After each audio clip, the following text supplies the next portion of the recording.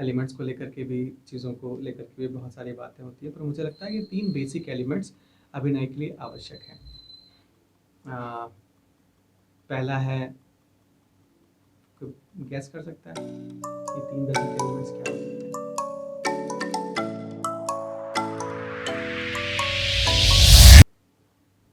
मित्रों नमस्ते, मेरा नाम धनेंद्र कावड़े है और आज के एपिसोड में आप सभी का स्वागत है। जैसा मैंने कहा था, हम लगातार कुछ न कुछ विषय पर बात करेंगे। आज का विषय, हम अभिनय पर कुछ बात करते हैं। ज़्यादातर लोगों के मन में अभिनय को लेकर के प्रश्न होता है। हर व्यक्ति एक्टर बनने के लिए बहुत लालायित होता है। हर व्यक्ति तो नहीं, पर बहुत लोग ज़रूर अभिनेता बनना चाहते हैं। और अभिनय की फिर परिभाषाएं भी बहुत सारी हैं।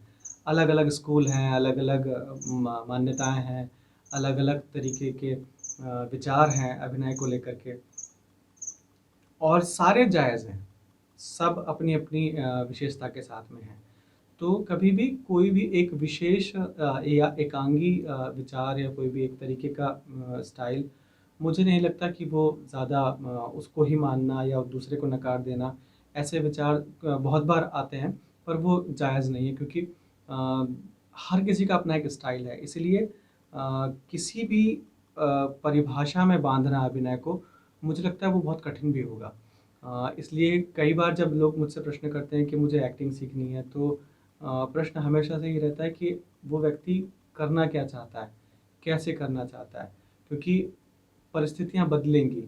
जब आप अलग-अलग तरीके का अभिनय करेंगे, जब आप नुक्कड़ पर अभिनय करेंगे तब अलग तरीके का होगा, जब आप मंच पर अभिनय करेंगे तो बिल्कुल अलग तरीके का होगा, जब आप फ़िल्मों में अभिनय करेंगे तो वो अलग तरीके का अभिनय होगा। नाटकों में, धारावाहिक में, फ़िल्मों में, और इनमें भी जब अलग-अलग विषय वस्तु होंगी, तो अभिनय बदल जाएगा।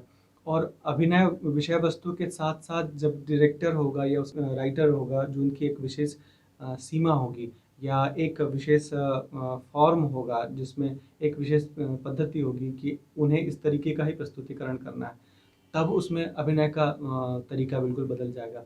तो इसलिए कोई भी एक चीज़ को बाँध पाना कि ये ऐसा तरीका ही सही है, रियलिस्टिक ही सही है, क्योंकि बहुत सारे नाम आते हैं। रियलिस्टिक आता है, एक्सप्रेशनिज़्म आता है, फिर ज़्यादातर लोग स्टैनिस्लॉवस्की और नाट्यशास्त्र के बारे में बात करते हैं। तो सारी चीज़ें हैं, बहुत डिटेल में हैं, अलग-अलग चीज़ों में अगर हम बात करेंगे, और western style of acting, Indian style of acting, world acting, different different people, तो बहुत बड़ा विषय हो जाता है। लेकिन मुझे जो लगता है, जो अगर हम सारगर्भित इसको करने की कोशिश करें, तो मूल रूप से जो अभी नहीं है वो अभिनय है।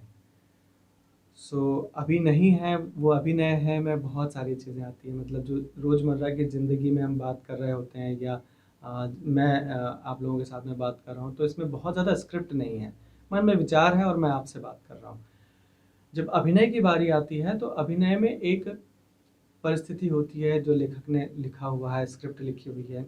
निर्देशक का अपना एक विज़न है, जो एक तरीका, जिस तरीके से वो प्रस्तुतिकरण करना चाहता है कहानी को। फिर बाकी टेक्नीशियंस हैं, जो उनके अपने इनपुट्स हैं उसमें। इन सब से प्रभावित होकर के फिर अभिनय निकलता है, और होना ऐसा ही चाहिए। और कहानी के हिसाब से अभिनेता भी अपने हिसाब से उसमें कुछ चीज़ें जोड़ता है, तो ये एक अभिनय बनता है। पर इन सब में वर्तमान परिस्थिति सिर्फ़ और सिर्फ़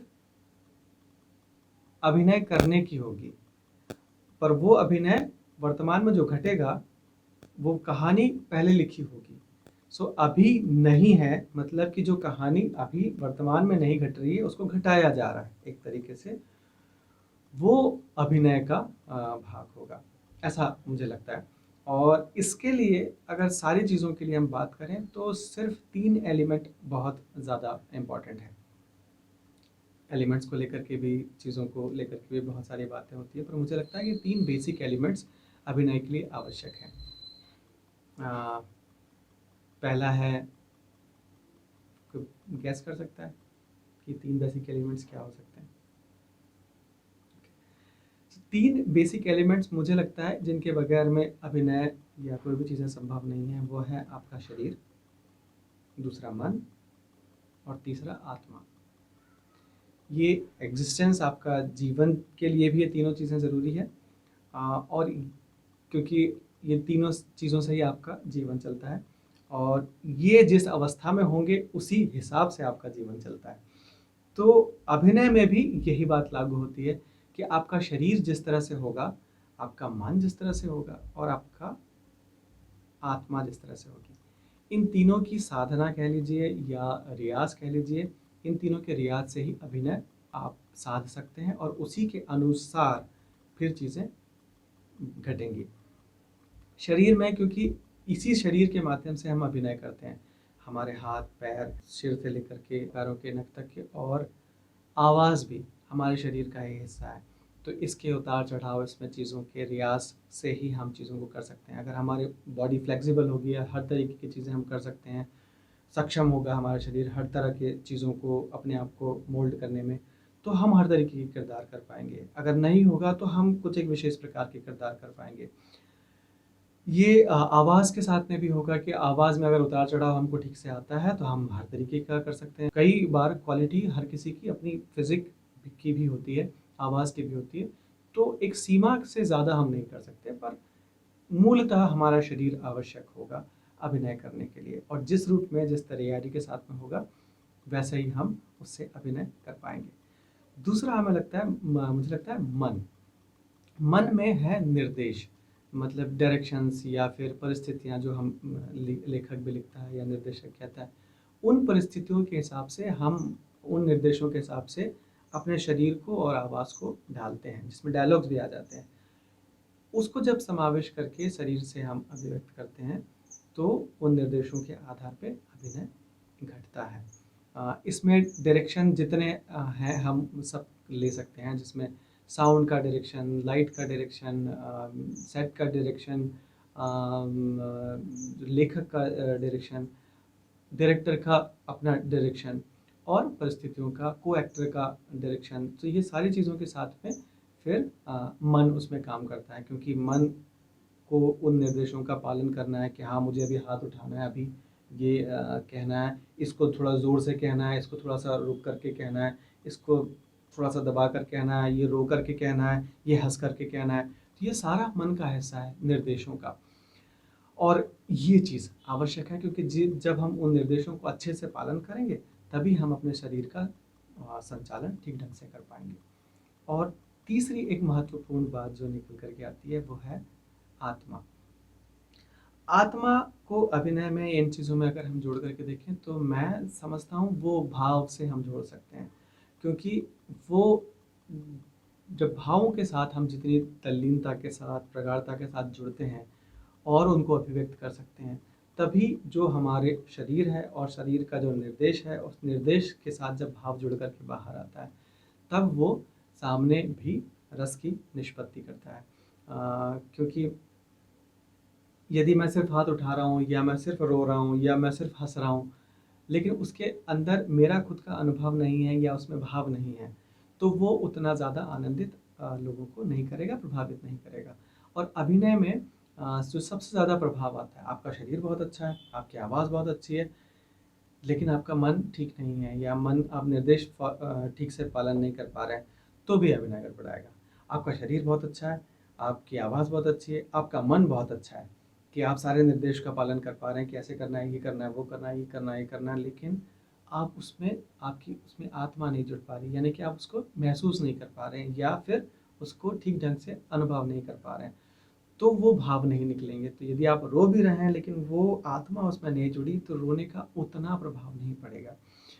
तो इसलिए इन तीनों चीज़ों का समावेश होना बहुत ज़रूरी है। जब शरीर, मन और आत्मा, इन तीनों का समावेश अभिनय में हो जाता है, उस अभिनय में रस की निष्पत्ति होती है अभिनेता के मन में भी, और वही निष्पत्ति से लोगों का मनोरंजन करता है, दर्शकों का, क्योंकि वो उनमें भी रस की निष्पत्ति करवाता है।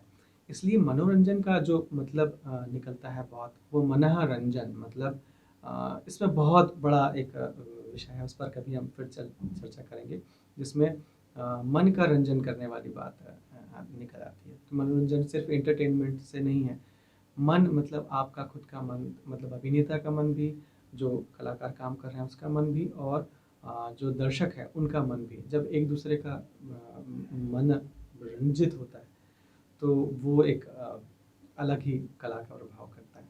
तो मुझे लगता है अभिनय में इन 3 चीज़ें जो बेसिक मुझे लगती है, क्योंकि इसकी फिर लेयर्स हैं, परतें हैं, बहुत सारे इसके आयाम हैं, इसके स्टाइल्स हैं, इस पर टेक्निक्स हैं, जिस पर हम काम कर सकते हैं अलग-अलग तरीके से, इसके व्यायाम हैं। इसलिए अभिनेता को अभिनय के इन 3 आयाम मतलब शरीर, मन और आत्मा, इन तीनों का रियाज़ लगातार करना आवश्यक है, जिससे इन तीनों को हम साध सकें, और जब वो साध लेंगे तब हम इसको अपने अनुसार कर पाएँगे, क्योंकि दी हुई परिस्थिति में हमें इसे करना है। हम रोज़मर्रा के जीवन में जब हमारे साथ कोई चीज़ें घटती हैं हम कर पाते हैं, लेकिन एक विशेष परिस्थिति में जो कि अभी नहीं है और हमको उसको रिक्रिएट करना है, वो तभी संभव होगा जब हमारी साधना अच्छी होगी और हम इसको साध लेंगे, और हम इसको अपनी मर्ज़ी से जब मर्ज़ी चाहे तब उसको इस्तेमाल कर पाएँगे। तब अभिनय हमारा हर समय पुख्ता होगा। इसलिए रियाज़ बहुत आवश्यक है, शरीर का, मन का और आत्मा का, तीनों का। अपनी-अपनी टेक्निक्स हैं इनकी रियाज़ की। वो हर व्यक्ति अपने-अपने तरीके से कर सकता है। बहुत विविध प्रकार की टेक्निक्स हैं। कभी अगर होगा तो हम उस पर भी चर्चा करेंगे। यदि आपको ये बात जची हो तो ज़रूर कमेंट बॉक्स में कहिएगा। इस पर हम चर्चा और भी कर सकते हैं। अगर आपको ये बात अच्छी लग रही है, चैनल को प्लीज़ सब्सक्राइब कीजिए और भी लोगों को ये सुझाइए कि सब्सक्राइब करें, और फिर हम लगातार ऐसे ही विषयों पर बात करते रहेंगे। आज के लिए इतना ही। नमस्कार।